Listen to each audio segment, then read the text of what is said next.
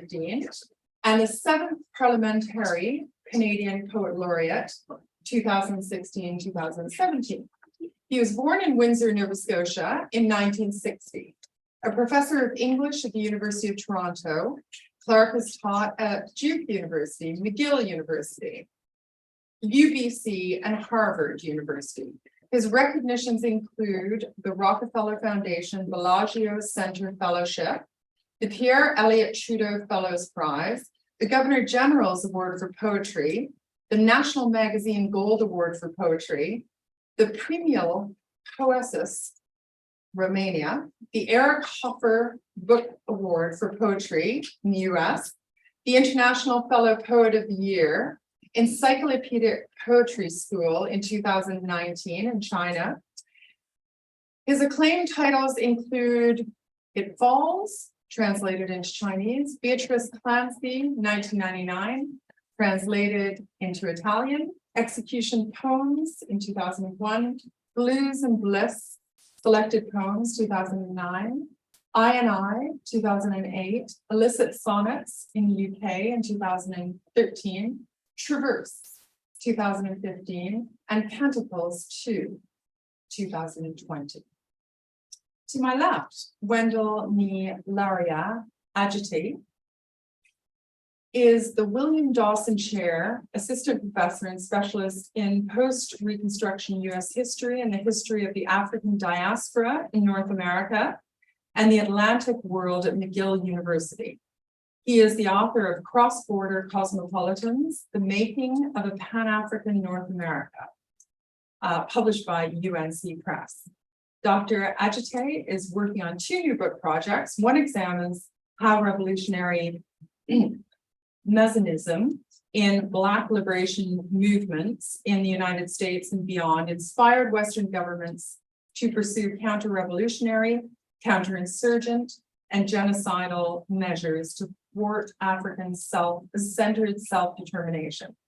His other project unearths notions of just war theory, abolitionism, and humanitarianism in the context of 19th century warfare along the Gulf of Guinea coast. Dr. Adjetey earned the PhD, MPhil, and MA in History and African American Studies at Yale University. Thank you so much for both of you for being with us tonight. I would really invite you to introduce yourselves and provide the audience with 10 or 15 minutes of introductory comments, and then I might push a few questions myself before opening the floor to the audience. So you're very welcome, George. The floor is yours. Dr. Fitzgerald, thank you so very, very much. What a great pleasure it is to be here at the Balsillie School for International Affairs. The most important questions of our time are international and require cosmopolitan thinkers to deal with them, as far as I'm concerned. And that, of course, also entails a discussion of indigeneity, not just in Canada, but everywhere. And we should keep in mind, in terms of the presence of Black people on what some people call North America, or for that matter, South America or the Caribbean, is that we are Indigenous people who were removed from Africa against our will centuries ago and brought here to help European exploiters exploit the land and resources of Indigenous peoples of the Americas in order to grow their economies and increase their military strength in Europe itself as they prosecuted a global hegemony of Columbus-descended European hegemony. And we are still living with the consequences of that, which have been entirely destructive for the environment globally, as well as for human rights globally, as well as even for various understandings of civil liberties, freedom, and so on. I should begin my talk by just simply referencing the fact, but once again, I got to say how glad I am to be here as someone who is a graduate of the University of Waterloo, 1984, with an honors Bachelor of Arts in English. How wonderful that was. And then to receive an honorary Doctor of Laws degree from the same institution in 2006, I think it was. In any event, so very happy to be here. I'll begin my comments by speaking from my abstract for this paper, which was published earlier this year. And the title of it is Assembling the Afro-Métis Syllabus, Some Preliminary Reading. I will not be reading from the paper itself per se, but I do think I have some introductory comments that arise from it, which I will now attempt to share. So this essay and my talk today, the panel, my part of our panel discussion this evening, proposes that despite the self-assured certitude of the government of Canada's, one of the world's better governments, but still one with which I choose to disagree vehemently on very important questions. The government of Canada's description and circumscription, it would be even genealogical compassing of the Metis Nation. The asserted definition is only a regional, racial, and lawyerly gambit that cannot repulse other Metis nations nor erase them of their possessions or characteristics, as their patriots pronounce. The establishment ruling on Metis identity or nationality is so ahistorical, provincial, and classist that it cannot sustain its sententious apartheid marginalization of other Metis, including those of Eastern Canada, or those naming themselves Afro-Metis. In its ferocious encirclement of the Metis Nation to try to fend off those outsiders or fakes who may seek to encroach on the constitutional privileges of statist and status Metis. The crown bureaucracy forgets that no nation is ever only what it conceives itself to be, but always engenders hybrid peoples who may form distinct statelets, also Metis, and not at all identical to the Metis Nation in either geographical jurisdiction or in cultural history. Thus, I do challenge the monopolist usage of Metis to designate persons descended from European and Indigenous fur trade related ancestors active between Ontario and British Columbia. And I can, in the question and answer period, talk about various texts that forward what I'd like to describe as an Afro-Métis identity.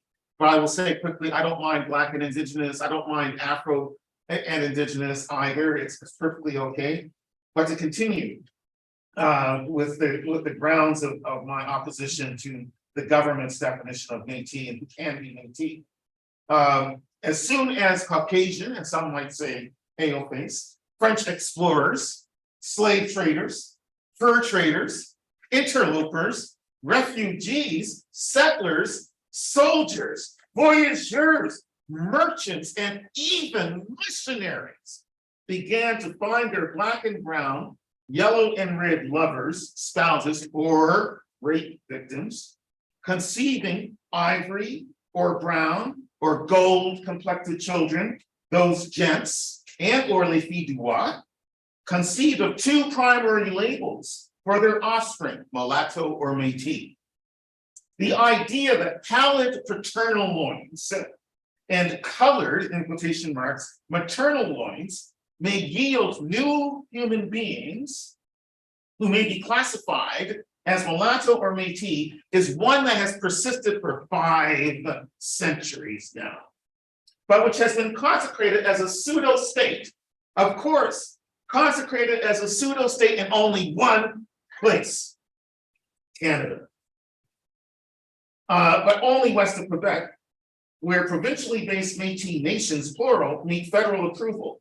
These Métis nations tend to consist primarily of peoples of Indigenous, Amerindian, and Caucasian European admixture, possessing a distinct cultural heritage thanks to French or Scottish voyageurs, establishing bases and Indigenous mothered families, and a collective consciousness across a swath of what was once indifferently and undifferentiatedly termed the Northwest, covering territory from Northern Ontario to British Columbia. And this is according to the Metis Nation definition that Library Archives Canada holds up. These peoples alone apparently constitute a Metis nation and or provincial nations, plural, as if an adjective related to the fruits of miscegenation, which by the way was were invented by the Democratic Party to demonize anybody who was anti-slavery. The fruits of miscegenation can be consecrated as a state, even with an initial minuscule s, yet there is no nation on earth termed mulatto or colored. However, mixed race populations termed mulatto have played major roles in the history of Haiti and Brazil, or as Creoles in the history of Louisiana, Sierra Leone as Creole, K-R-I-O, also called Creoles, and other states. We know that colored was an official category for mixed race persons in apartheid South Africa. Now, I have to go further and say this.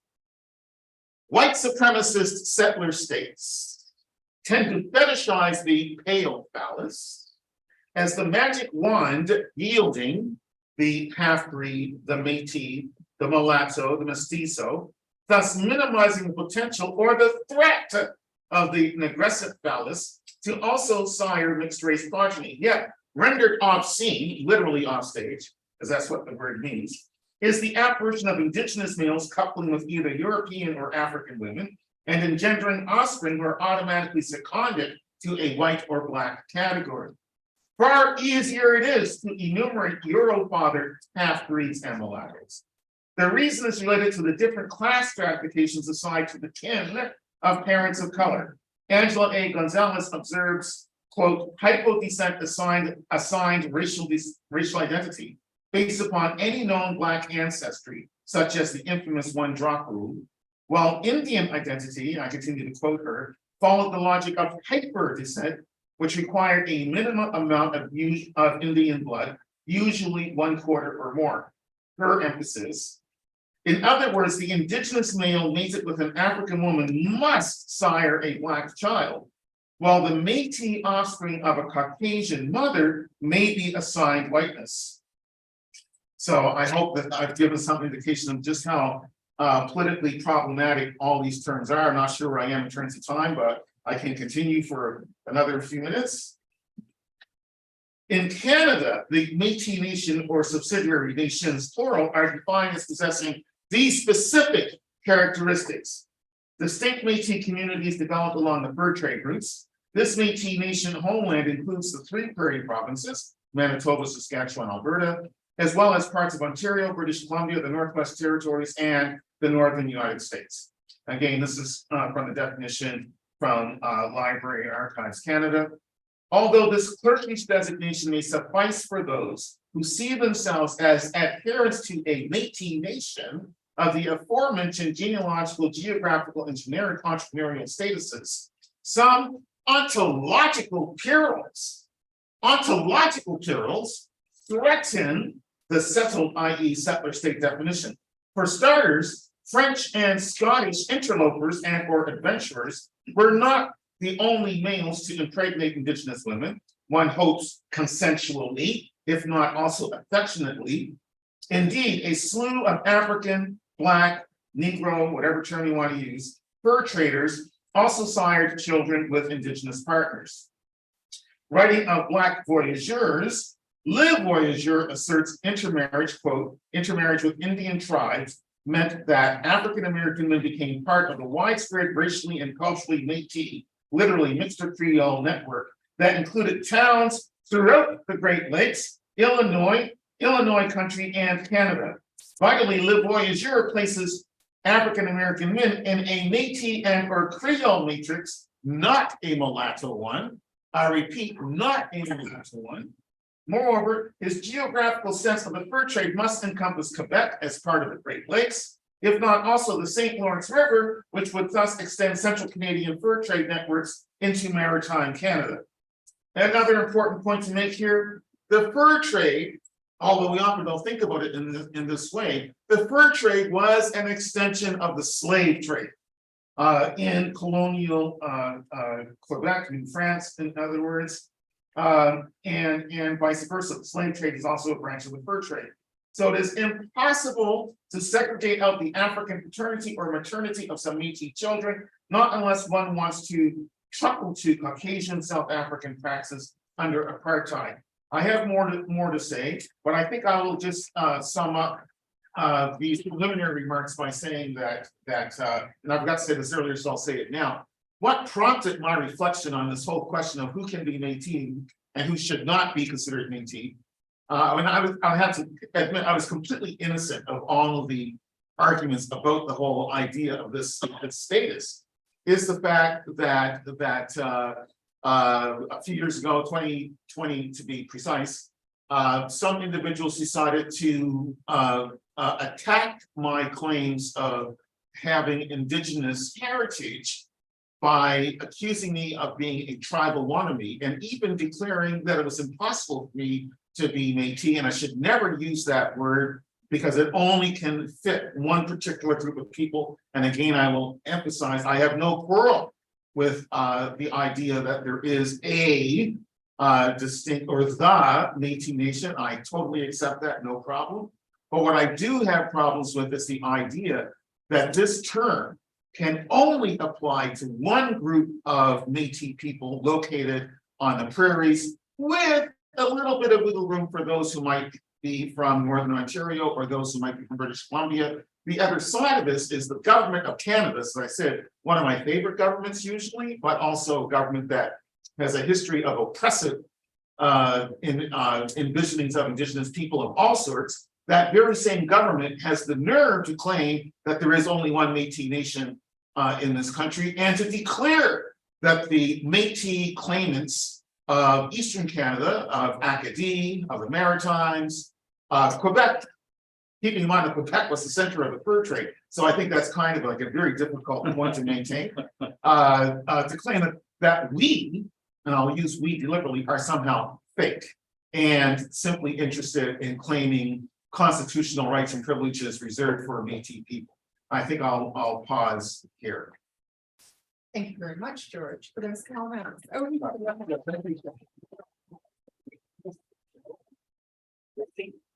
you prefer, is the mic on, Joanna? Or do we need to project upward for the virtual? No, it sounded fine. I tested it. Okay. Yep. The No, that mic's not on. Oh, It's just the other mic.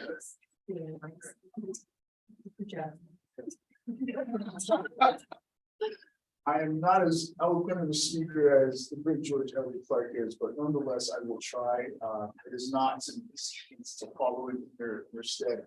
But thank you for your excellent opening gambit. Thank you, Anne, for agreeing to moderate this very important conversation and dialogue. I want to thank my undergraduate mentor and thesis advisor at the University of Toronto, David Welsh, for helping to coordinate this event, as well as David Nelson for envisioning us coming together in this manner. Shout out to Joanne Weston as well for making sure that we get here safely, well fed, et cetera, et cetera. Who do you think you are? Who do you think you are? In my personal subjective context, according to the God of my ancestors,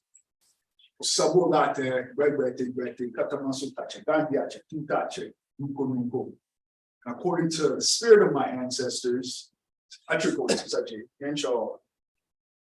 I am Ni Sabu the first.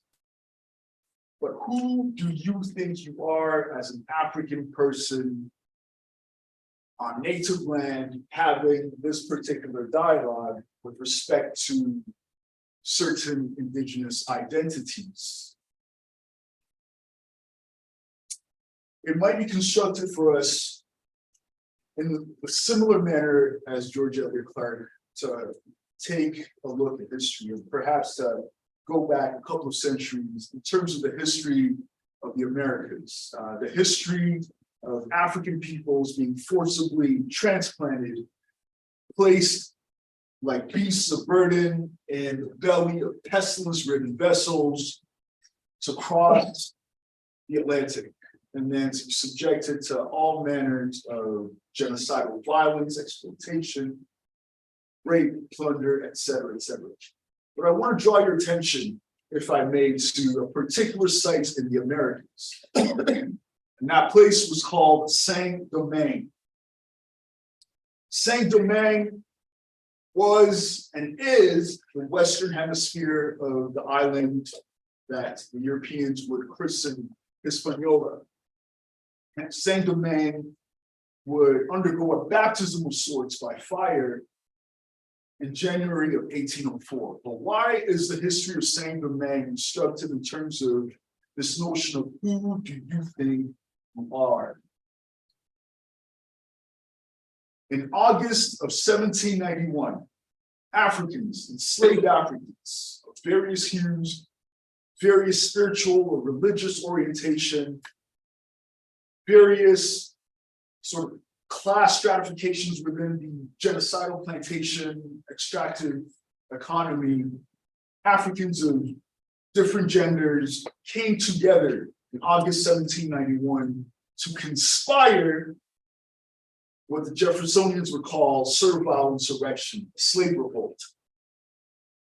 And this conspiracy was very audacious. It invoked the most sacred forms of indigenous African knowledge and spirituality and life ways to seal a blood covenant of sorts, that it would be death or nothing, that we overcome the most rapacious imperial and colonial project known to humankind, which the French had inaugurated on the Western Hemisphere of Hispaniola, Saint-Domingue, right? That they came together to overthrow the most rapacious and violent system of exploitation, where enslaved Africans coming from the continent, Central, West Africa, etc., would arrive in peak physical shape. And within 3, 4, 5 years, they would be expired and head into the spirit world. Okay. In 1791, August 1791, these enslaved Africans led the most audacious servile insurrection, revolution, slave revolt in the history of humankind. For 13 years, they warred with the French imperial apparatus in guerrilla warfare, in set military battles, in all types of skirmishes and counterinsurgency, insurgency, etc., etc. They resisted and allied with some European nations when it was opportunistic. They resisted the Spanish, resisted the British. They ultimately broke the back of the French Empire, broke Napoleon's empire. And on the cusp of liberating this Western Hemisphere of Hispaniola and doing what no group of human beings have ever done in the history of humanity, to turn a population of enslaved peoples into free citizens and to make a republic, a free country governed by the laws of nature, while in the process abolishing slavery. So in January of 1804, these audacious Africans, having led the greatest revolution in the world, in the history of humankind, the general who finished the revolution, Jean-Jacques Dessalines, the general who made Napoleon, his brother-in-law, Leclerc, and various other French officers capitulate on the battlefield because he was that formidable, and the men and women and children who had been inculcated with the war spirit, with the revolutionary spirit, revolutionary Pan-Africanism, this notion of Black power, the first sort of formidable display of Black power in the Atlantic world.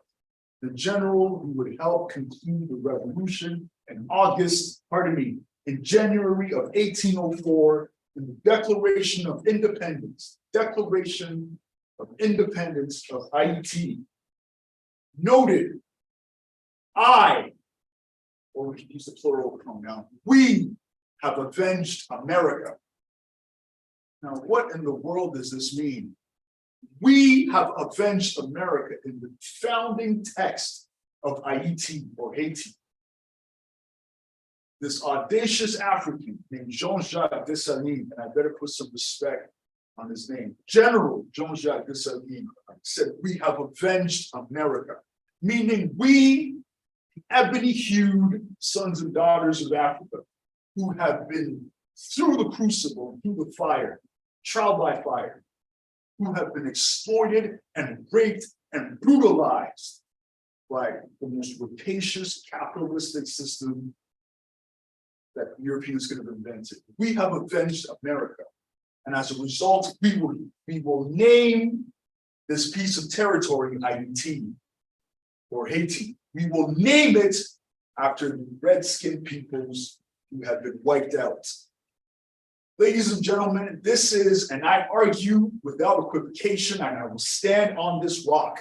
This is the greatest act of solidarity that any group of human beings have shown the Amerindian peoples of this hemisphere. In fact, I don't think any other group of Amerindian or indigenous peoples have done something so audacious, so phenomenal, so impossible for another group of indigenous peoples to recognize their humanity, that genocide is against the laws of nature and the laws of God, to recognize that they have the right to life and dignity, to recognize that they deserved to be memorialized.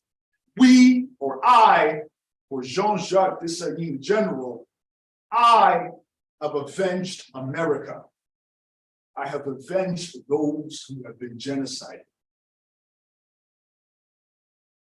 African peoples, as Bob Marley said, are one of the greatest revolutionary philosophers, one of the greatest Pan-Africanists, one of the greatest prophets ever in human history. When it comes to African peoples, what we have done, what we have sacrificed, what we have endured, and I quote, half that story has never been told.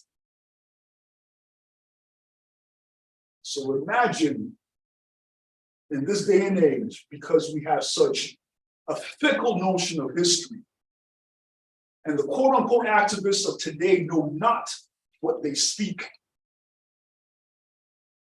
that we could dare assault a Black man, a learned Black man, a Black man of letters in this country, who is African and Native, for having the temerity to call himself Afro-Métis, when some of those Africans who picked up arms in Saint-Domingue and what would become Haiti were invariably Métis themselves, because they were of African and European heritage. I have avenged America. I have avenged America. I have avenged America. Who do you think you are? I come from a people who avenged America. African peoples, especially my kindred, who endured the Middle Passage, they come from a people who avenged America and did the greatest act, or showed the greatest act of filial affection and solidarity to any group of Amerindian peoples.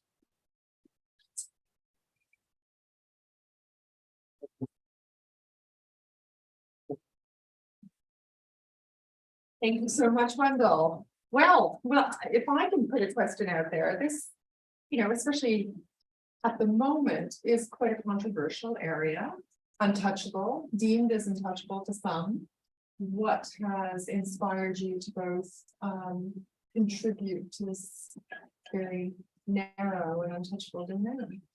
George. Dr. Fitzgerald, thank you so much for that question. And I have to speak in the wake of the great Dr. Adjetey and that very eloquent and persuasive peroration, bringing to mind, reminding us of the interconnected history of African and Indigenous struggle against colonialism, imperialism, and so on, and the complicated intertwining of our histories that is too easily overlooked. I mean, for instance, the historian Brian Palmer, based at Trent University, has argued that, and I believe this is correct, that contemporary Indigenous Canadian activism, beginning in 1969-70 in reaction to Pierre Elliott Trudeau's white paper, actually descends from Malcolm X's thought and argument in the mid-1960s, as well as from the example of the Black Panther Party in terms of its influence on the American Indian movement. And that we have so much to learn from each other, it is silly and foolish to buy into tactics and strategies of division in trying to pretend that we don't have issues and struggles in common, just as we have and should recognize that we have bloodlines and lineages in common. As I say that, I want to come back to some elements in the paper that I published earlier this year, basically contesting the government of Canada. I want to say again, my quarrel is not with Métis people, no matter how Métis people or other Indigenous people want to identify themselves or configure themselves or understand themselves. And so I have only respect for them. But I have utter disrespect for the government of Canada, which has proven itself through its history of colonization, attempted genocide, attempted destruction of Indigenous cultures and languages and history, as well as the denial of the history of African servitude on this land, which we now call Canada, and to pretend and to think that that same government can pretend to be able to tell people who is Métis and who is not, who is Indigenous and who is not. The very same people who tried to deny Indigenous status to the children of Indigenous mothers who had married European men and had denied the provenance of their cultures and peoples. I think it's an incredible mistake to go running to that very same government and say, we're going to trust you to decide who can be Métis and who cannot be Métis. And I think it's a shame that some Indigenous folks and others have bought into that or seem to be buying into that notion. Because again, it is historically insupportable. It cannot stand any kind of rigorous analysis of the grounds upon which it stands. So I've already mentioned the fact that if you want to talk about Métis people as descending from the fur trade, well, you've got Black fur traders. And you have Black men who paddled a lot of the canoes used by the voyageurs who had no choice because they were enslaved, so they had to. At the same time, those Black men, like the white men who they were serving, had relations with Indigenous women. And again, I will pray that they were consensual and as a result produced children. And according to the French and their system of racial classification, some Black children or some mixed race children of Black mothers and white men in terms of slaveholders and their slave concubines in quotation marks could be called Métis and were called Métis, especially if they were light complected. And this was done throughout the French Empire. But specifically, particularly in Quebec itself, when it was New France, as well as in New Orleans, as well as in other parts of the French Empire. The French also use the term octoroon to refer to the same people. So they could use Métis, they could use octoroon. So the idea, even within the French Empire, that Métis always only meant the progeny of European men, French men or Scottish men in terms of Canada, interacting with Indigenous women and producing children is completely nonsensical. Even stranger, and I'm happy that some of you laughed when I pointed it out, is the contention that somehow the fur trade, the very source of people that the government of Canada accepts as being Métis, was somehow confined to somehow west of Cornwall, and that it never had anyone in New France, in Quebec, or what is now Acadian or Acadia, involved in the fur trade is completely nonsensical. We know every grade 4, every grade 5, every grade 6 school child knows that the fur trade is the genesis of Canada, coming out of colonial New France as well as colonial English Canada. That it was the economic motor of what later became Canada. That was prosecuted throughout colonial Canada, but especially through the St.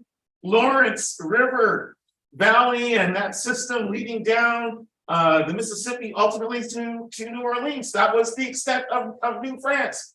So how can the government of Canada, if we wanted to credit them with any degree of intelligence, pretend that only fur traders active west of Cornwall, or okay, with the Hudson's Bay Company in Northern Ontario, that only these men and only these white men could potentially ever have fathered children who could be called Métis with Indigenous women. And then and the foolhardiness of this argument, the ridiculousness of this argument is, I think, plain as day, is so evident. Especially, again, if you look at any kind of economic history of Canada, I was exercised mainly by writing the paper, partly by the notion that there was no possibility there could be Métis people resulting in the Maritimes and so on amongst the Mi'kmaq people, for instance, and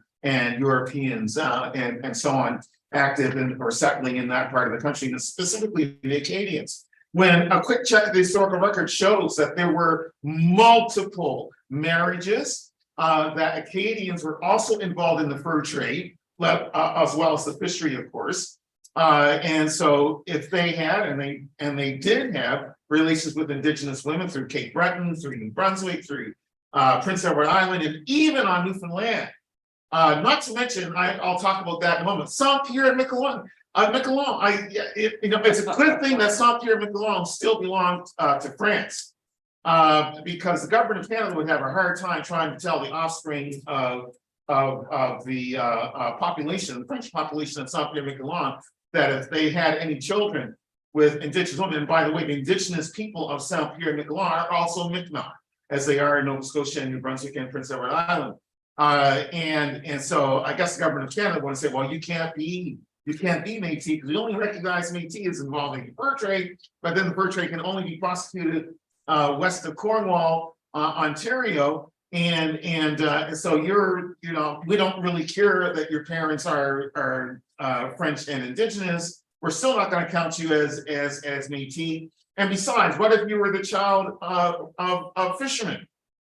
Does that mean you no longer count because your father or your mother, for that matter, was not a fur trader? I mean, there are so many problems with this definition that we know we have to understand that it's a definition that is based on a racist reading of the potential for indigeneity amongst people descended from Europeans as opposed to persons descended from Africans.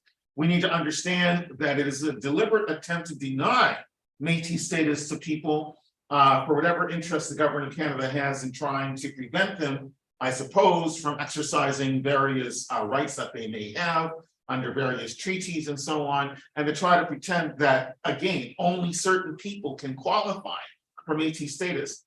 I think it's extremely dangerous, and it brings up the ghost of South Africa, and attempts to delimit who can be a proper citizen, who is native, who is colored, who is white, who is Asian, and so on. And the other great problem with that definition, again, as far as I'm concerned, is this whole notion of refusing to recognize the mixed race progeny of slaveholders. And we should remember that colonial Quebec, when it was New France, had a greater number of Indigenous slaves than it had of African slaves or of Black slaves. And white slave masters and overseers had relations with Black women as they had with Indigenous women. So who can be Métis? Who has to be mulatto is a question that I think is purely racist in its consequence and needs to be addressed as such. And finally, before I cede the floor again, I just have to mention the fact that the mixed race white and Asian people of Vietnam are also called Métis. I need to recognize the fact that the mixed race Black and white people of Senegal are also called Métis. The Métis of Vietnam, the Métis of Senegal. No wonder Justin Trudeau cannot sleep at night. Because he's trying to think, how do I manage to tell these folks that they've got the wrong term? That they cannot use this word. This word can only be used for people on the prairies, a particular background in Canada, right? We're gonna have to exercise extraterritoriality and impose our rules on the people of Vietnam and on the people of Senegal. Because obviously they are extremely wrong-headed in determining if they have Métis populations of their own. That's just wrong. Very compelling, very thoughtful. Wendell, can I just add another question? Like, why did you jump into this domain? Slightly controversial and untouchable, but also why Black, Indigenous, and not Indigenous? Why Black and Indigenous? Yeah. Indigenous, can you elaborate? Well, why are we talking about Afro-Métis? Why are we connecting? But why are we not? But yeah. Okay, excellent question. So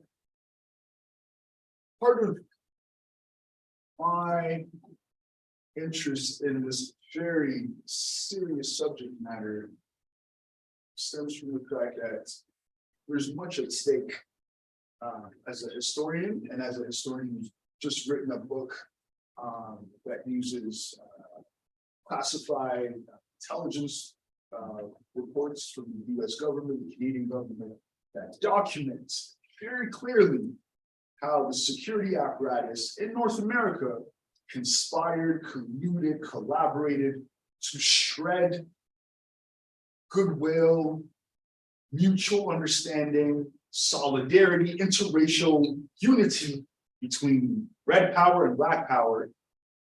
There's much at stake, right? Our governments have gone to extensive distance to undermine interracial solidarity.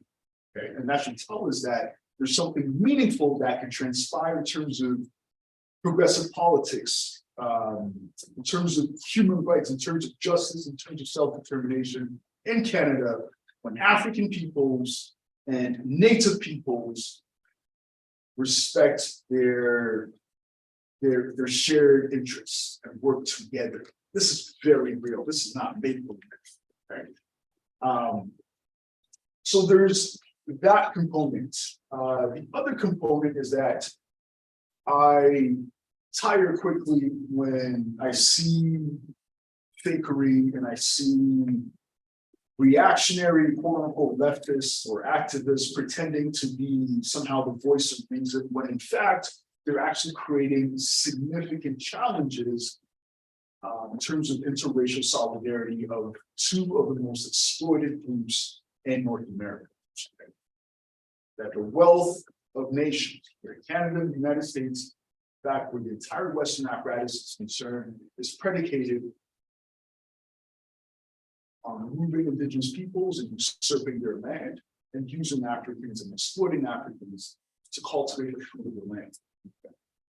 And the reason why I invoke IET as a point of entry, as a heuristic, or something constructed that can teach us something in this moment in terms of history and sort of resisting the faux reactionaries who pretend to be progressive, meanwhile creating serious challenges of manufacturing controversies that need not be between Indigenous peoples and African peoples, because to be very candid, there are moments of divergence. There are serious issues within our histories of exploitation, of Africans having been enslaved on Indigenous lands or Indigenous nations. Indigenous nations having fought with the US Confederacy to keep enslavement alive. Some Indigenous nations, not all, some Indigenous nations, the 5 quote-unquote civilized tribes, of the US government using newly emancipated Africans to wage war on Indigenous peoples in the prairies, etc., to force them from their land. So there's been a deliberate process trying to pit us together, but there are also moments in revolutionary and unprecedented moments of us working together. And in fact, African people showing unprecedented love, just natural sort of genuine filial love for another group of human beings who suffered horrible fate.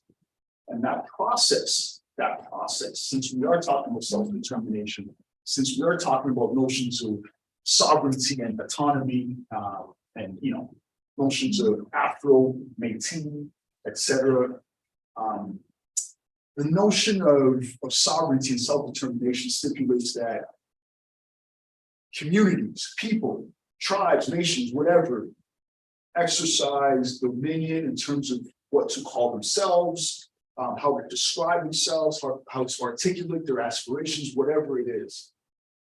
When Africans, enslaved Africans, accomplished the greatest feats still to this day, that the Western powers have never forgiven Haiti and still maintain their boot on Haiti's neck to make Haitians capitulate and repent for having defeated the most powerful empire and empires of the day. When African peoples decided to name the territory that they liberated, every group of human beings, whether they're Maori, whether they're Japanese, whether they're Dalit, whether they're Scandinavians, every group of human beings exercise self-determination and name things to honor who they are, right? To deify themselves in terms of their culture, in terms of sort of the somatic image. But Africans accomplished the greatest feat the world has ever seen. They named it after people who had been wiped out. They didn't name it after the gods of their ancestors back in Africa, after a sacred grove back in Africa, after a sacred mountain back in Africa. They didn't name it after the sacred high priest who presided over the revolution that would unfold beginning in August 1791. They named it after people who have been wiped out to honor them. So whenever you hear IT, think of Taino, think of red-skinned peoples who have been genocided by the French.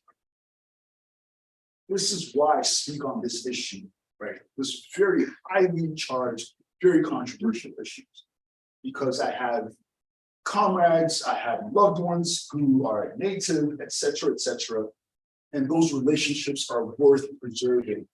Same way that they have comrades and loved ones among African peoples, and they know these relationships are worth preserving. And I will not capitulate to mobs and individuals who know nothing of our history, but in fact are being utilized to exploit us through a process of dividing the world without even knowing it. Yeah. Very thoughtful. I have never-ending set of questions, but I'd love to defer to the audience and ask if anybody else would like to come into the conversation. David. Yeah, thank you both. So I wonder if you could say a bit about why this is so controversial. I mean, why when Atlantic Métis, a certain identity, why isn't the federal government's response? Yeah, sure, why not? And why is it that Prairie-Métis response isn't welcome brothers? What's the source of the resistance? Divide and conquer in a nutshell. As far as I'm concerned, I have a quotation in a paper. I just found it just like that. Thank you so much, David. So I'll just quote this to you. Witness the despicable spectacle. Whenever you're talking about a government, I always throw the words despicable. Witness the despicable spectacle of Crown Indigenous Relations Minister Carolyn Bennett, who I like, who in June 2019, while celebrating the signing of federal authorized self-government agreements with Metis Nation branches in Ontario, Alberta, and Saskatchewan, deplored, I'm quoting her now, so-called Métis groups that have cropped up in Quebec and Atlantic Canada, claiming Aboriginal rights to hunt and fish, suggesting that they do not qualify as Métis. She drew cheers and applause from status Métis when she said, I think there are significant concerns of people handing out Métis cards to people who are not Métis. Bennett alleged, research is showing that people misunderstand what capital M Métis are. That is, that claiming an Indigenous ancestor is not enough to prove Métis heritage. Thus, once more, and this is me speaking, thus, once more, a government not unlike apartheid era South Africa posits that it can affix and or annihilate cultural and or racial identity. But Bennett's later sentence nixes her effort to excise the so-called Eastern Métis. And so this is why nations, I say, will determine who their members are. Nations, plural, will decide who is or are Métis, not governments. To get to the point, to answer your question, Professor Welch. It's simply that the government of Canada, having decided that it's impossible not to recognize the Metis Nation on the prairies, to which they then added 20 years ago. We should remember, the Metis Nation did not always include Northern Ontario and Northern BC. Those portions were added or accepted to be Métis by the federal government roughly about 20 years ago. So there's been a slow process of basically what the federal government has decided to do, and very clearly so, as far as I can see, is say, okay, we're going to accept the existence of these Western Métis, by and large, Prairie, BC, and Northern Ontario. But we're going to deny the existence of any Métis peoples east of Cornwall. So there goes Quebec, despite the fact that it's got the basis of the fur trade is right there, Montreal, the fur trade city capital, for crying out loud, as it was in colonial Canada. Also, of course, the Acadians and others involved in fur trade, as far as I'm concerned, fisheries should count. Why can't fisheries count? Who says that only fur trade could count? Especially when we're talking about other kinds of Métis peoples. But to get to the point, it's very simple. It's divide and conquer. It's to try to, basically, the federal government has said to the Métis, the Prairie-based nation, you're okay. We're going to work with you. We accept you. So long as you also join with us to dispute the existence of Eastern Métis, to marginalize their existence, to pretend that they cannot exist, to actually call them fake. So that we don't have to worry about trying to extend or actually extend the same privileges and benefits to them that we are now recognizing after 100+ years of trying to deny you any notion of equality. We're going to ask you to join with us in denying recognition to Eastern Métis, so-called Eastern Métis. But I'll just have to add to this comment very quickly. The history, what happened to the Sinixt Nation, S-I-N-I-X-T. This is so typically Canadian. The Sinixt Nation resided in southern BC, north of the state of Washington. In 1956, the government of Canada decided in its infinite wisdom that the Sinixt people, the Sinixt Nation was extinct. And they said, you're all extinct, get out of here. We're taking your land. You're extinct.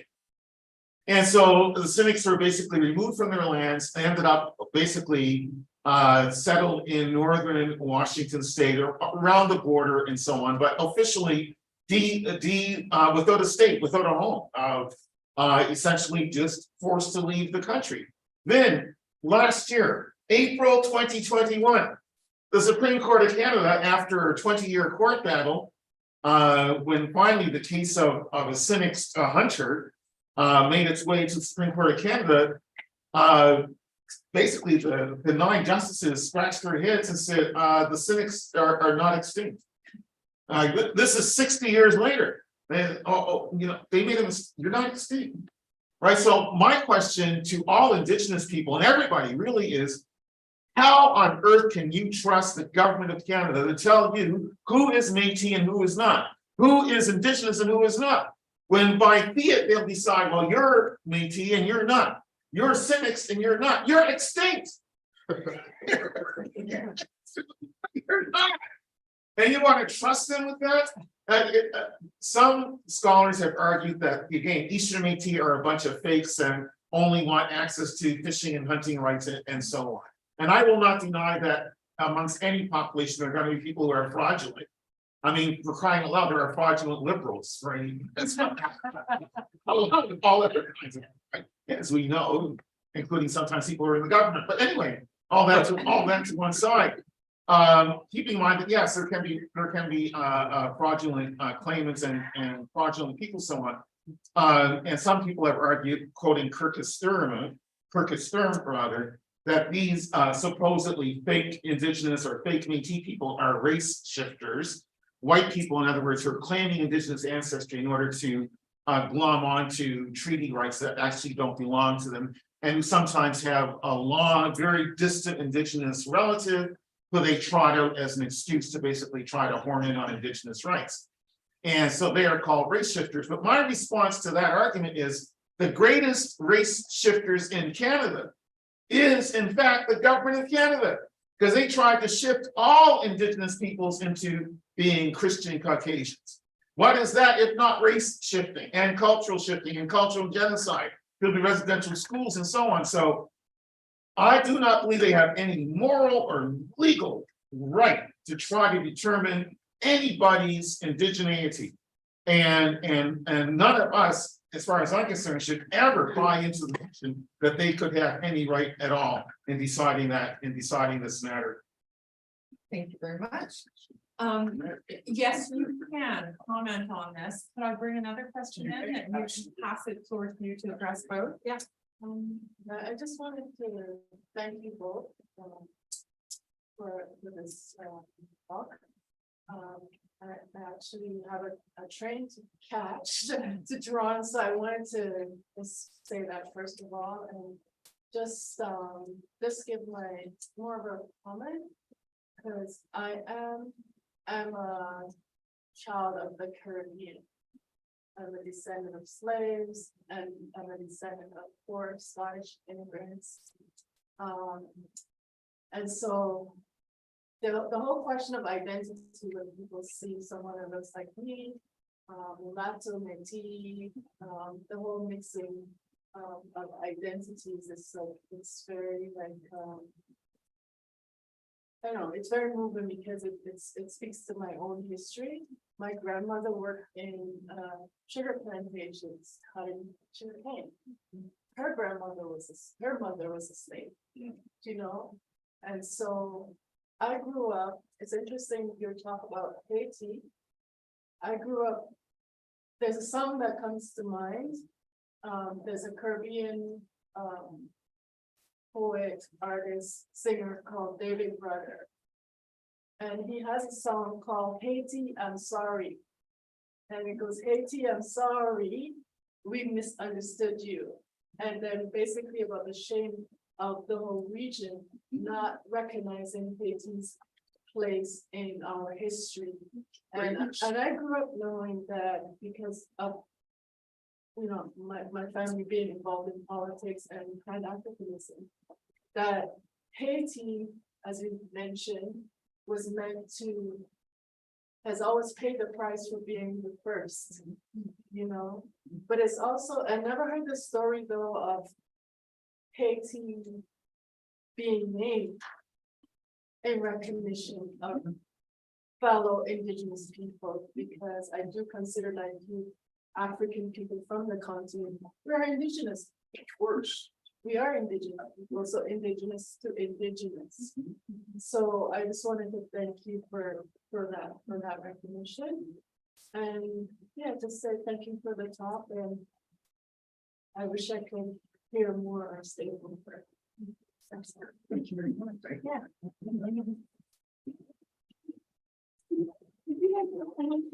Both those themes, right? Yes, excellent commentary besides provocation. I am not qualified to speak on the merits or demerits of European descended settlers who have some indigenous heritage, etc., and their claims to indigeneity and Metis or Metisage. That's not my alley, but what I do believe emphatically is that where African peoples are concerned, specifically Africans who endured the Middle Passage and were subjected to bondage on Turtle Island, and first in the Caribbean and further destinations south in the Americas, no one has the right to tell them how to identify. No group of people on this earth can tell the descendants of enslaved Africans how to identify. That is a no-no. That is a no-no. That is the third rail. That is just not up for debate. Not even indigenous peoples, Amerindians have a right to weigh in on that. Those descendants of enslaved Africans must have that full autonomy and self-determination to assert their identity. Not even continental Africans can say, well, oh, you can't lay claim to being Senegalese or Nigerian. Those continental Africans, we don't respect them. They are reactionaries. The real continental Africans would say, yes, brother and sister, come home, lay claim to what is your indigenous identity on the fatherland or motherland continent, right? Just wanted to add that in terms of my lane and what is not my lane is Steve. I just wanted to add one more point, is that ever since I immigrated to Canada, it's interesting, I was fortunate enough to be welcomed into a community of African Nova Scotians. And the whole idea that there's not Indigenous Black Nova Scotian is so bizarre to me, because every year I would go with them to I think it was the Sky Zone at that time, to the powwow, and it was just like a regular thing. So I'm saying that as a memory to like say, how can you deny a people their own culture, it's like trying to erase a history of beyond the classification and whatever so-called benefits that really could never even replace what was lost during colonialism. It's like the idea that you're saying that, you know, those people, who are my extended family now, that they don't belong here, that this is not a space for them, that they're not Indigenous, that they're not Metis, or so who are they? Are they not Canadian? Are they like what are we saying about denying people a right to be who they are? You know? I just wanted to say that. Oh, thank you so much for saying that, Ms. Harris. Thank you so very, very much. I'm gonna quote another part of the paper, and this is from an Afro-Canadian. Afro-Canadian means African Nova Scotian, historical African Nova Scotian. So this is Vivian Willis's bio of Afro-Canadian matriarch Susanna Bundy Smith, who was known as Mum Suze, S-U-S-E. And she lived from 1883 to 1988. And so her memoir or bio consists of snippets of historical factoids, transcribed recollections, plus true life episodes rendered as imagined dialogue and narrative. And in her book, one encounters much telling orature or oral literature or folklore. One of the points I'm trying to make here by reading this passage is that we learn so much more about the real history of this place when we begin to think about all of the various interconnections and intermixtures that happened in this space, even during colonial times, but even into the 20th century. So this is Mum Suze speaking. We, herself and her husband, lived in harmony with the Indians. She uses that word, Indians. And intermarried, she says this. I'm not saying it, she says this. We lived in harmony with the Indians and intermarried in the backwoods of New Road, Preston, Nova Scotia. Dating back from the late 1800s, Micmac and Black folks sold our wares regularly in town, meaning Dartmouth or Halifax, Nova Scotia. Unfortunately, a time came when the government herded, H-E-R-D-E-D, the government herded all full-blooded Indians to a reservation of segregation in Shubenacadie, Nova Scotia. We lost, she says, we lost our husbands, wives, and wives with children, including grandparents. Only God understood our dual sufferings, D-U-A-L, our dual suffering. Since then, our community has continually mourned the loss of our native heritage. As far as I know, and I'm not an expert in all this history, I have never read about this anywhere else but in her memoir of her own existence and her own past, her own life. And to go on with this, her Afro-Métis and Afro-Canadian life is narrated via a consistent juxtaposition of Black and Indigenous histories in Nova Scotia. So she says the last Nova Scotian to be executed was an Indian from Shelburne County. Everett Farmer, they say he died in 32. Everett Farmer was indeed, I say, I'm speaking now, the last person hanged for murder in Nova Scotia. However, he was Black as well as Indigenous, and he perished in 1937. She tells us as well, page 72, what else is new in Nova Scotia? The Black man and the Indians always used as scapegoats. She then goes on to laud Indigenous people for helping African ancestors to survive. She says, I am reminded of the great indebtedness we have to the Indians of New Road. It was the mid-1800s when the authorities left us in the backwoods with next to no provisions. The God, meaning good Lord, sent us to where the Indians lived. They, in their kind wisdom, shared with us. They taught us how to survive. And then she goes on to say, and I'll stop with this comment. Monsoons continues on to condemn residential schools, which have the effect, she says, of returning into Indigenous people's home, quote, in an Indian body, but with a white man's mind. That's practically Fanon right there. And I know I said I was going to stop, so I'm going to stop, but I got to share this with you.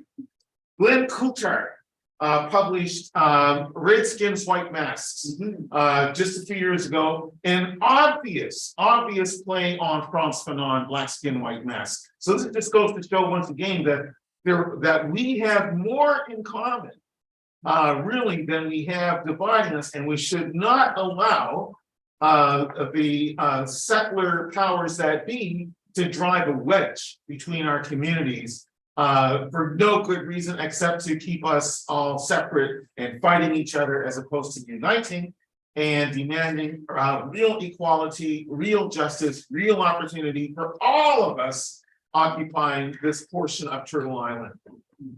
Thank you very much. I'm going to take a last round of questions and then give it back to the speakers, to both speakers for a response. I know there's one online and then I'll continue, sir. So there's a question from Troy. It says, what could an Afro-Métis treaty look like? And then he lists a bunch of places: Preston, Hammond's Plains, Beachville, Refugee Hill, 5 Mile Plains, Campbell Road, Prospect Road, and Halifax, Dartmouth, Maidstone in Saskatchewan, Amber Valley, Alberta, Hogan's Alley, Vancouver, expropriated, Jigtown, Winnipeg, Salt Spring Island, BC, Amherstburg, Chatham, London, Oro, Woolwich, and Windsor. Wow. Hang with that thought for a minute. We'll take your question, sir. Yeah, mine is for really information what on the term mulatto from either or both of you in terms of a critical historical contextualizing it, especially vis-a-vis Métis. Well, and I know that I will definitely defer to my extremely learned colleague here about this, but my understanding is that mulatto descends from, I believe, Portuguese for little mule. And so it is definitely a racist and animalizing term that was used to refer to persons of mixed race heritage, Black and white specifically. We should remember, and I did mention this earlier, but it's absolutely true that the French and the British, but particularly the French, devised a system, a racial classification that was very fine-tuned.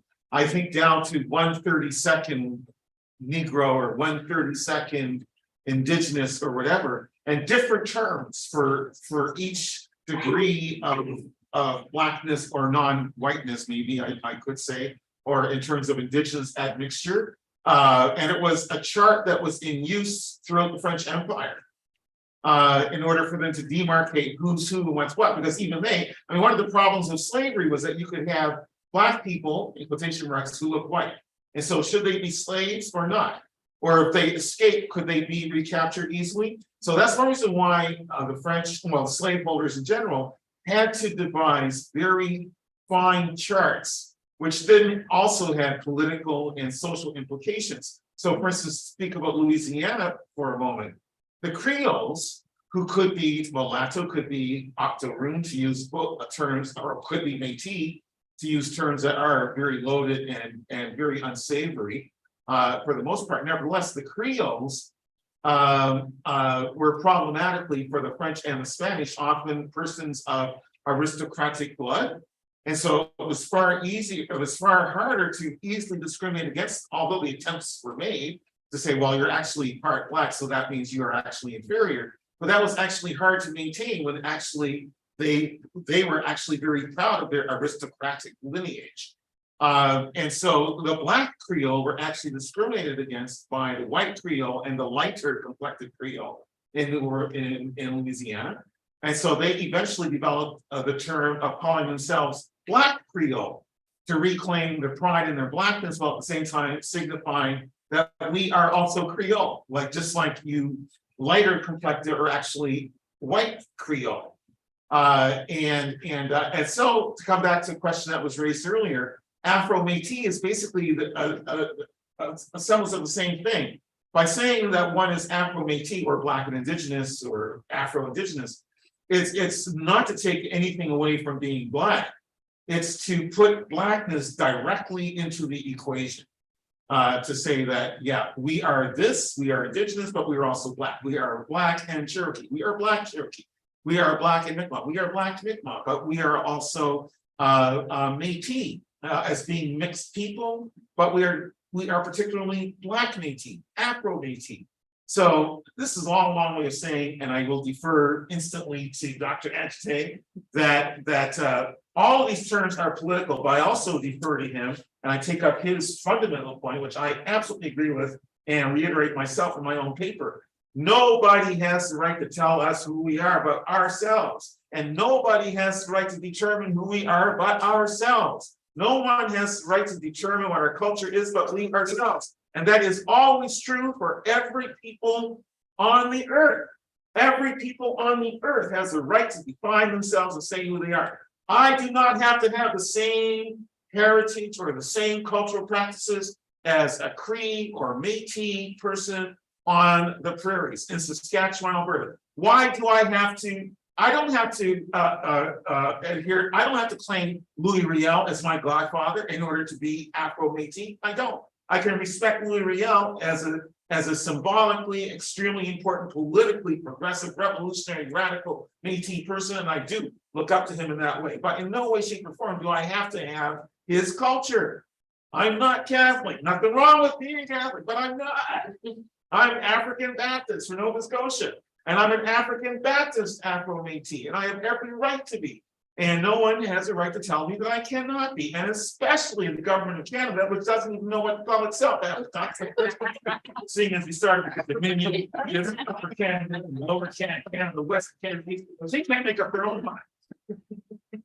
Excellent. Yeah, and then we can respond to Troy's as well.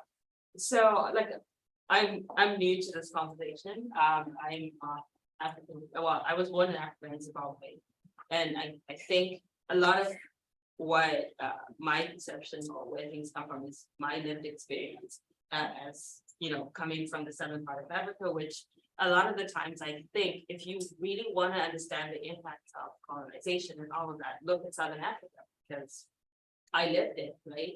And so my question kind of goes back to what he was saying, like why would the government of Canada deny this identity? And in my head, I go back to the experience in Zimbabwe, where you they kind of divide the country into sections. These guys are sort of slaves on the farms. These guys are this. And then there's legislation that says, well, if you're a slave on this farm, you can't go to this part of the country and attend school. So you find people are like, you know, if you want to not be a slave anymore, you go to a different part of the country and change your birth certificate. You create a whole new identity.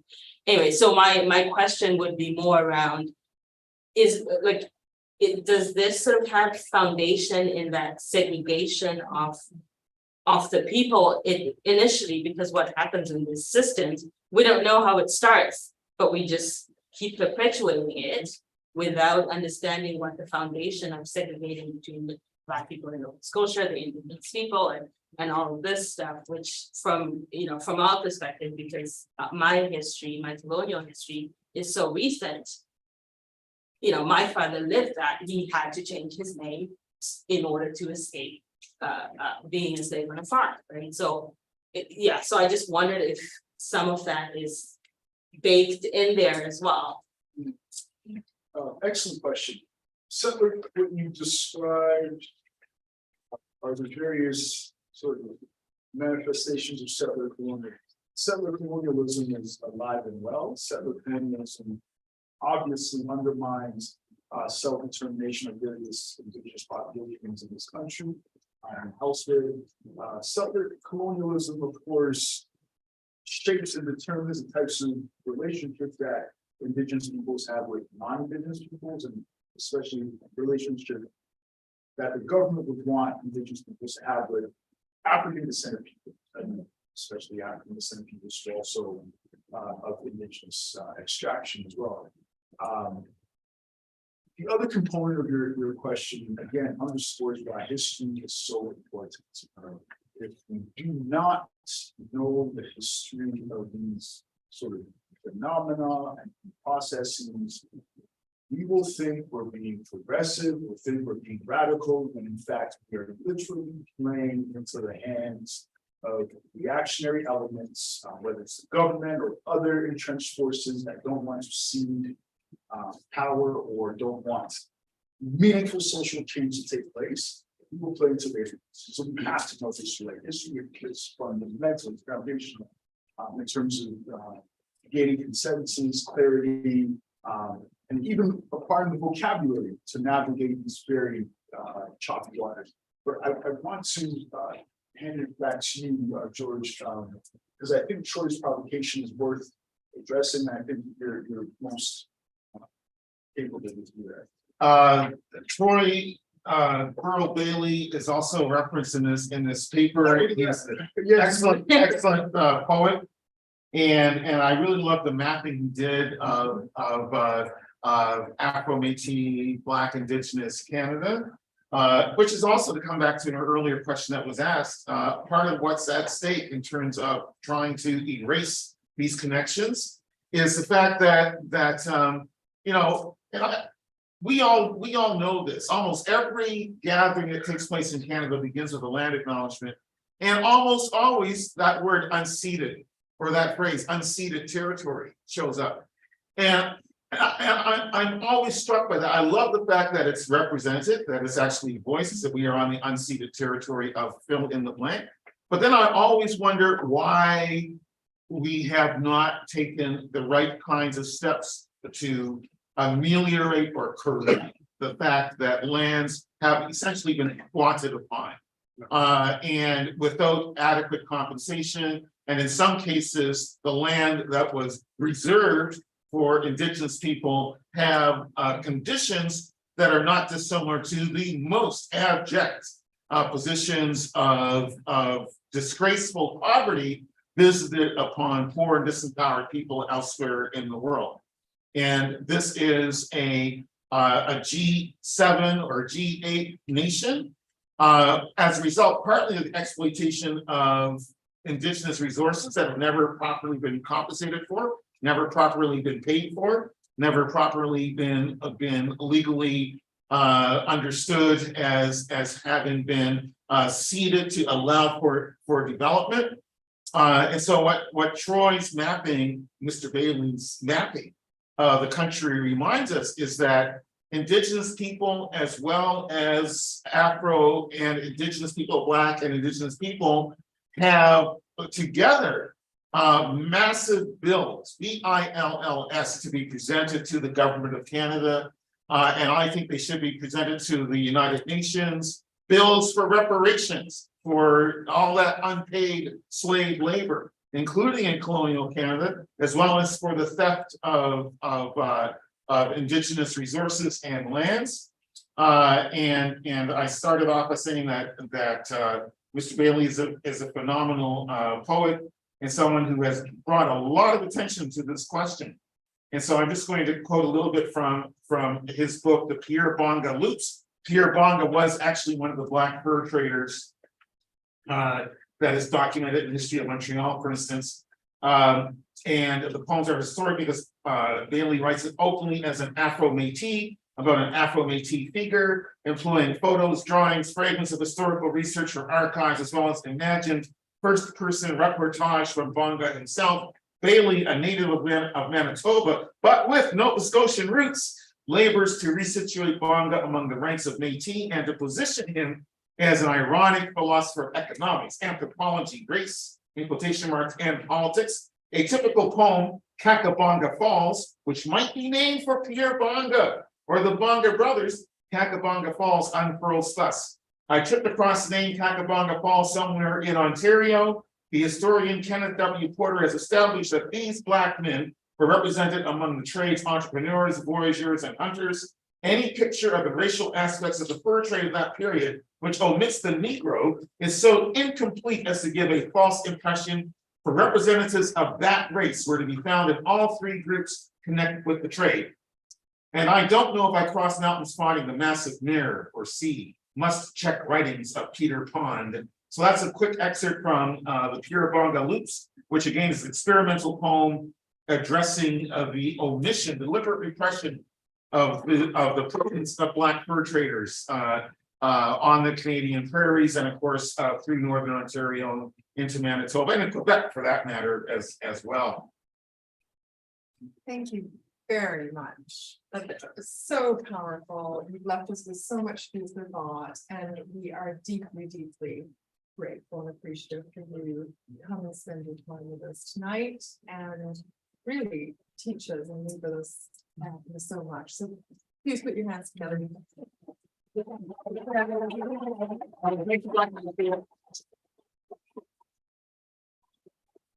I was also going to say that it's only incumbent on me not to let a poet laureate get out the door without saying a few words about poetry. So back over to you on a different subject. Yes, well, okay, so I'm going to recite some a couple of poems at least from this book, Jacques, and by the way, I have copies available for sale, only $20 each, and I'm happy to sign. By the way, you know, that's just my arm. I will sign happily your copy if you want to get two. Christmas is coming. That's fine with me as well. So I'll tell you a little bit about what it is about. It's about a controversy that blew up in 2020 when the CBC in particular, along with other members of the press, decided that if I was unwilling to say what I was going to say in a research paper I had not written, in a talk I had not given, and that I might potentially quote the work of a murderer of an Indigenous woman in a paper that was going to be about settler violence against Indigenous women and girls, that meant that somehow I was, quote, guilty by association. That was actually said to me. You are guilty by association because you are unwilling to say that you will not say what you're going to say in a paper you haven't written and you haven't researched. So, and I'm serious. That's what it was. That's what it was like. But so it got blown up. The insomniac woke came after me, sleeping and dopey because they don't sleep. They're woke, so you don't sleep. All dopey and we think you are complicit with their crimes. And I said, but I'm part Indigenous. They know you're a tribal wannabe. It was insane. It was insane, insidious, stupid, ridiculous. But I could not get a word in edgewise. I was permitted no defense. Everybody ran. Everybody who I said, look, could I have a chance to speak my mind in response to this public slander and libel and pillory? It's like, no, because we're afraid that someone's going to come after us if we give you a chance to speak. And the most ridiculous aspect of the whole affair in January 2020 is that 2 years before this ridiculous, insane, libelous notion came up, that I was somehow complicit with violent crimes against Indigenous women and girls. My mother was Indigenous. My daughter is part Indigenous. So why on earth would anybody think that I would be okay with anything like that? But 2 years before this controversy, I had posted, when I was parliamentary poet laureate, this chant, this dirge, which I wrote. Nobody asked me to write it. I wrote it because I cared. And it's called For the Murdered and the Missing, a spiritual. Someone's guilty of 1,000,000 crimes, blood on his hands, death on his mind, to send my sister away, away, to put my mama in an unmarked grave. Why she got to be murdered? Why she got to go missing? This land is hers, so I heard. All the saints are insisting someone's gotta sink in hell and rot, dumped bones in bush or parking lot, disappeared my auntie, saw her die, exiled my daughter, served her misery. She got to be missing. She got to be murdered. Why I hear justice hissing like a viper in a graveyard. Someone's papa mapped the trail of tears. Someone's son paved the highway of tears. Why my sister got to stumble down? Why my mama gotta tumble down? Why she got to go missing? She got to be murdered. Indigenous insisting justice for our massacred. Justice for our massacred. Someone's flag looks like blood on snow. Someone's history's a damn crime show to hurt my daughter. So she weep to wound my auntie while she sleep. Why she got to be murdered? She got to go missing, murdered in mud smeared from the pot to nipsing. Someone's guilty of 1,000,000 crimes from 5 centuries back down to next time. Ain't sorry to little sister rape or put my mama in her too soon grave. Why she got to be murdered? Why she got to go missing? Ain't all government alert to crimes of commission? Why don't Parliament just wail? How can this Parliament fail? Got to have justice insisting no more murder, no more missing, no more homicide, suicide, genocide, those screaming words that none can hide. No more trails and highways of tears. No more families cramming each a hearse, trying to put the guilty where they belong, on trial in jail by the end of this song. Why is got to go missing? Why is got to be murdered? Indigenous insisting justice for our massacred. Justice for our massacred. Justice, justice, justice, justice, justice for our massacred. Why is she got to go missing? Why is she got to be murdered?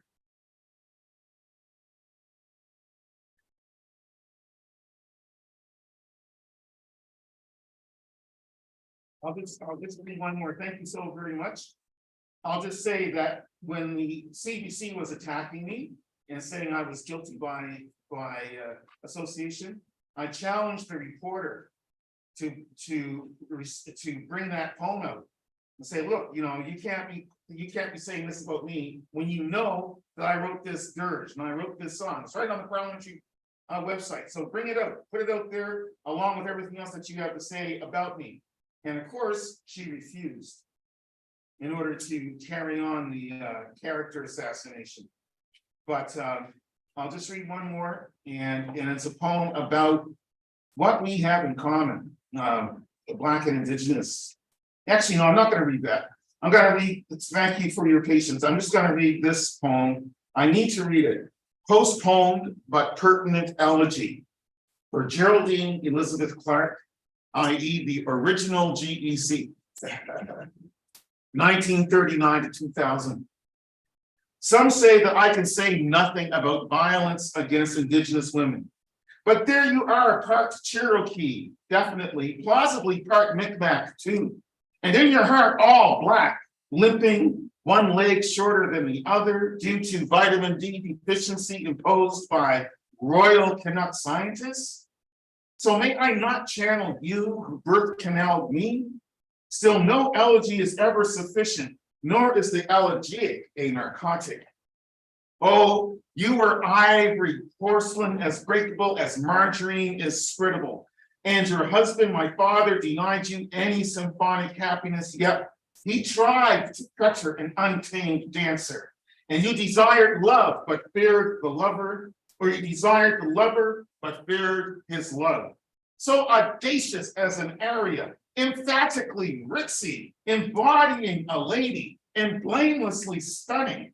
Every Black History Month saw you weighted down with Valentine's. Such brown eyes, umber, so burnt as to be Black, and cream-colored skin. And you had the nerve to debut 3 daycares to earn your own bread instead of baking it. Socialist, feminist, Alexa McDonough was your employee. Yes, you limped, but you never fell behind. Skittered high heels over slick polished floors, lingering perfume through the air. Your savvy laughter embellished all, yet was pugnacious enough to knock the Queen of England off her throne. You giggle earthquakingly while tossing back your curls like a rebel, hurling a Molotov cocktail.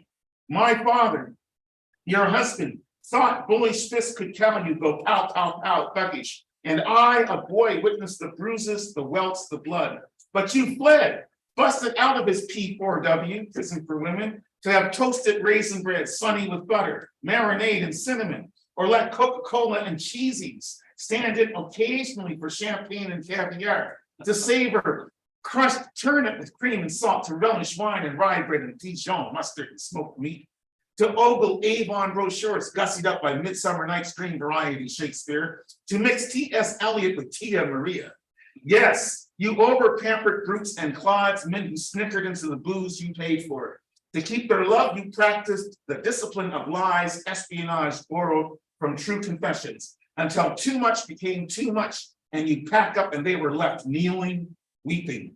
A fashionista, sandinista, no wonder your casket, Mom, is really a jewelry box. No wonder all diamonds fall dull, absent your enlightening beauty. Thus I bear witness to treasure, despite all opposing battery.